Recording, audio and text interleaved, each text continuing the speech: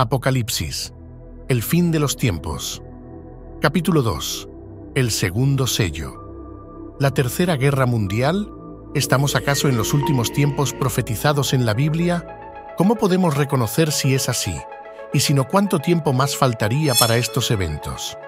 Veamos lo que nos dice Jesús en los Evangelios sobre las señales de los últimos tiempos. Mateo 24, versículos del 6 al 8. Y oiréis de guerras y rumores de guerras.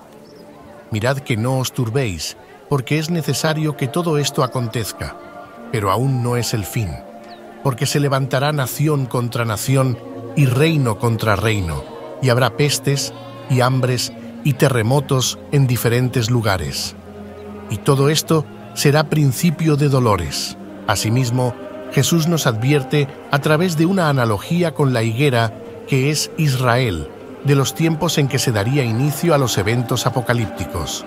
Mateo 24, del 32 al 36, aprendan esta lección de la higuera. En verdad les digo, no pasará esta generación hasta que sucedan todas estas cosas. Por lo que se refiere a ese día y cuándo vendrá, nadie lo sabe, solamente el Padre. Jesucristo afirma que nadie puede predecir con certeza el momento en que comenzarán los eventos de la gran tribulación. Sin embargo, también nos exhorta a examinar los signos de los tiempos y nos brinda una referencia histórica al mencionar la higuera, que simboliza a Israel en la Biblia. Más específicamente se refiere al establecimiento del Estado de Israel el 14 de mayo de 1948, profetizando que todos estos acontecimientos ocurrirán dentro de esta generación mencionada. Según la Biblia, una generación abarca de 70 a 80 años, como se menciona en el Salmo 90. Siguiendo este cálculo, la generación a la que se refiere Jesús se encuentra en el período que va desde 2018 hasta 2028, tiempo en el cual deberían iniciar los eventos apocalípticos. Es crucial tener un entendimiento de las profecías bíblicas, ya que son la única fuente confiable y precisa que puede proporcionarnos respuestas y guía durante los períodos de dificultad que han de venir sobre el mundo. En el libro del Apocalipsis, los acontecimientos se presentan en un orden cronológico, a medida que se abren los 7 sellos. Vamos a examinar detenidamente el segundo sello que se describe en el libro de las Revelaciones. Apocalipsis 6, 3 al 4.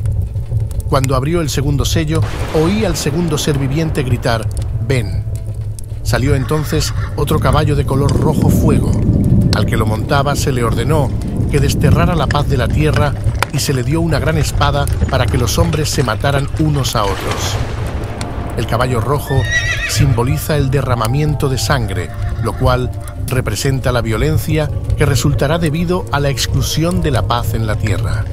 Los seres humanos se enfrentarán y se quitarán la vida mutuamente a través del uso de armas de guerra, y este sombrío futuro se representa en el libro del Apocalipsis mediante la imagen de una gran espada. ¿Pero de qué magnitud podría ser una guerra mundial en los días actuales? ¿Y qué consecuencias podría traer para la humanidad? Aunque es cierto que a lo largo de la historia ha habido conflictos bélicos, las guerras profetizadas en el Apocalipsis serían de una escala inédita y de proporciones enormes, pues en el mismo libro de Apocalipsis, en el capítulo 6, dice que por causa de la guerra, las pestes y la hambruna morirán la cuarta parte de los habitantes de la tierra, es decir, 2.000 millones de personas fallecerían a causa de la guerra y sus consecuencias. Y muy probablemente sea de esta manera, porque estamos hablando de una guerra que conllevará necesariamente el uso de armamento nuclear que causará una gran devastación. Ahora debemos preguntarnos, ¿esta guerra inicial es la misma descrita en la Biblia sobre el Armagedón? La respuesta es no, no lo es, porque la Biblia describe los sucesos en orden cronológico, y la guerra del Armagedón es la guerra final, que se da mucho después de esta y que librarán en contra del mismo Jesús y sus ejércitos. De otra parte, en el Armagedón, China se ve involucrada con un ejército de 200 millones de soldados, tal como lo describe Juan en el libro de Revelaciones. Cabe aclarar que China es la única nación en el mundo capaz de reclutar esta cantidad de soldados en la actualidad. Entonces, ¿cómo podríamos pronosticar qué clase de guerra se estaría planteando? Actualmente existen varios escenarios en donde se podría iniciar una guerra de tipo mundial, y es que lo más probable es que se trate de varios puntos de conflicto mundial al mismo tiempo y no de un conflicto parcial entre solo un par de países. En el primer escenario se encuentra China, quien insiste en reunificar la isla de Taiwán, la cual actualmente se gobierna de manera autónoma con una democracia vigente. China se ha visto impedida de poder llevar a cabo su plan expansionista debido al apoyo político y militar que Estados Unidos le brinda a Taiwán, a Japón y a la región del Pacífico. Pero al hablar de China, el panorama es mucho más complejo, pues por un lado, ya mismo nos encontramos inmersos en una guerra mundial económica entre Estados Unidos y China. Asimismo, está incrementando su producción de armas nucleares, tal vez alistándose para el conflicto mundial venidero contra Estados Unidos y sus aliados. De otro lado, China sí se está expandiendo a través de sus acuerdos económicos con las naciones más pobres y subdesarrolladas, volviéndose propietario de sus recursos energéticos y de tierras, así como a través de su nueva ruta de la seda, la cual es y será una excusa para penetrar más economías en su avance expansionista. ¿Qué persigue entonces China con su geopolítica mundial? China será un actor principal en los conflictos mundiales venideros, a tal punto que será el que enfrentará directamente a los Estados Unidos. China, con su gobierno de dictadura comunista, es una amenaza a la democracia mundial. Sus ciudadanos deben convivir sin libertad de expresión en un régimen que propende solo por el bienestar de sus malévolos dirigentes del PCC o Partido Comunista Chino, ya que desea posicionarse como la primera superpotencia mundial por encima de los Estados Unidos e implantar un régimen comunista sin libertades para sus ciudadanos, pues serían fáciles de controlar y explotar. El segundo escenario es el de Rusia, no solo por la guerra que lleva a cabo contra Ucrania desde febrero de 2022, sino porque ha demostrado claramente que se trata de una guerra de desgaste, pues en última instancia, Rusia está tratando de mitigar el armamento convencional que la OTAN le provee a Ucrania. Igualmente, Rusia USA personal militar joven e inexperimentado, por lo que ha recurrido a usar una gran cantidad de mercenarios, por lo que también el armamento que Rusia lleva a esta guerra no es el que posee de última generación, sino incluso se han visto tanques de la Segunda Guerra Mundial. Entonces, ¿cuáles son los planes reales de Rusia en la geopolítica mundial? Vladimir Putin, el presidente de Rusia, ha mostrado ser un gobernante tirano y malévolo, con ambiciones expansionistas en busca de ejercer un mayor poder global.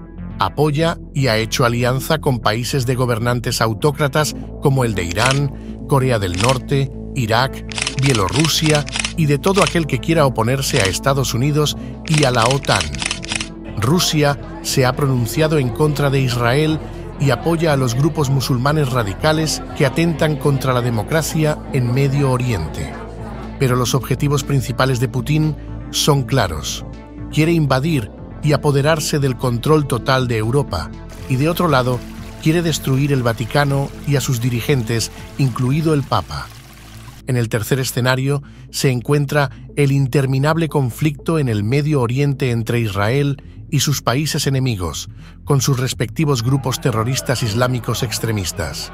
Pero de todos, el que preocupa en gran medida es Irán, pues ya posee una producción de uranio suficiente para desarrollar armas nucleares. El apoyo de Estados Unidos a Israel ha sido determinante para evitar un conflicto de escala mundial. El conflicto en Israel va a aparecer en el escenario mundial hasta el final de todo, hasta la gran batalla de Armagedón, por lo que Israel se convierte en el reloj apocalíptico del mundo. A través de sus conflictos sabremos en qué punto de la tribulación nos podemos encontrar. El conflicto en Israel no puede ser resuelto a través de la distribución geográfica de las tierras, ¿o de qué forma pudiese resolverse? No tiene solución, pues aquí se da un choque de culturas y de creencias religiosas que impiden una solución pacífica. En el conflicto de Israel se palpa claramente el enfrentamiento entre el bien y el mal, pero que en medio está la población vulnerable, que es la que se expone a ser atacada y desplazada de su territorio injustamente. Independientemente del sitio geográfico o del conflicto particular, lo cierto es que el mundo actualmente se encuentra polarizado en dos bandos, uno liderado por Estados Unidos y sus países aliados de la OTAN, como lo son Alemania, Inglaterra, Francia y los demás 31 miembros, y por el otro lado se encuentran liderando Rusia y China y sus aliados como Irán y Corea del Norte con poderío nuclear, y muchas otras naciones subdesarrolladas que han hecho alianzas económicas y estratégicas de su interés con China y Rusia. Estos dos bandos mundiales representan la contraposición del capitalismo y el comunismo y poseen la capacidad nuclear de devastar la Tierra. Pero asimismo, los países que no serán devastados por la guerra tendrán que afrontar las penurias que vendrán de sus consecuencias, como lo serán las pestes y la hambruna resultante del colapso económico. Debemos tener presente que finalmente tanto en Ezequiel como en Apocalipsis es revelada la victoria de Dios y la derrota de todos los ejércitos que se reunieron para destruir a Israel. A pesar de la devastación y la destrucción que las guerras ocasionarán al mundo, la Biblia detalla con claridad que Dios protegerá a Israel y que el bien triunfará sobre el mal, por lo que la esperanza debe estar puesta en Dios. En nuestro próximo capítulo analizaremos con detalle las implicaciones del tercer sello, descrito en el libro de las Revelaciones.